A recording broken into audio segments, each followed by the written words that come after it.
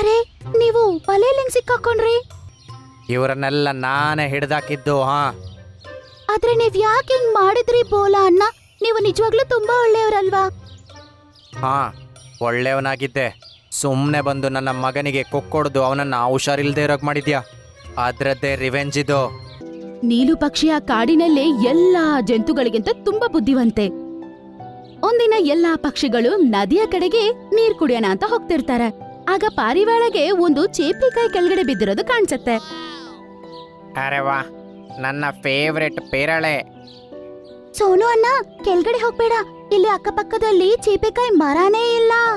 ಇಲ್ಲಿ ಚೇಪೆಕಾಯಿ ಹೆಂಗ್ ಬಂತು ಅಂತ ಅನುಮಾನ ಬರ್ತಿದೆ.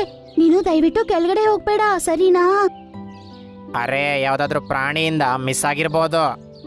ಹಂಗಂತ ಹೇಳಿ ಅವನು ಕೆಳಗಡೆ ಇಳಿದು ಬಿಡ್ತಾನೆ. ಆಮೇಲೆ ಆ ಚೇಪೆಕಾಯಿನ ಕಚ್ಚನ ಅಂತ ಹೋಗ್ತಾನೆ.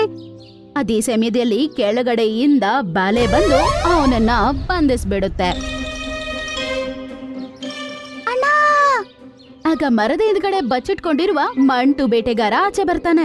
ಅರೆ ವಾ, ಇವತ್ತು ನಾನು ನಿನ್ನ ಹಿಡ್ದಾಕ್ತೆ ಸೋನು. ನಾನು ಏನಾದ್ರೂ ಮಾಡ್ಲೇಬೇಕು, ಇಲ್ಲ ಅಂದ್ರೆ ಮಂಟು ಖಂಡಿತ ಸೋನುನ ಕರ್ಕೊಂಡು ಹೋಗ್ಬಿಡ್ತಾನೆ. ಆಗ ನೀಲು ಪಕ್ಷಿ ಆ ಕಡೆ ಈ ಕಡೆ ತಿರುಗಿ ನೋಡುತ್ತೆ. ಆಗ ಅದಕ್ಕೆ ಒಂದು ದೊಡ್ಡ ಮರ ಕಾಣಿಸುತ್ತೆ. ಆ ಮರದಲ್ಲಿ ದೊಡ್ಡ ದೊಡ್ಡ ಎಳೆಗಳಿರ್ತವೆ.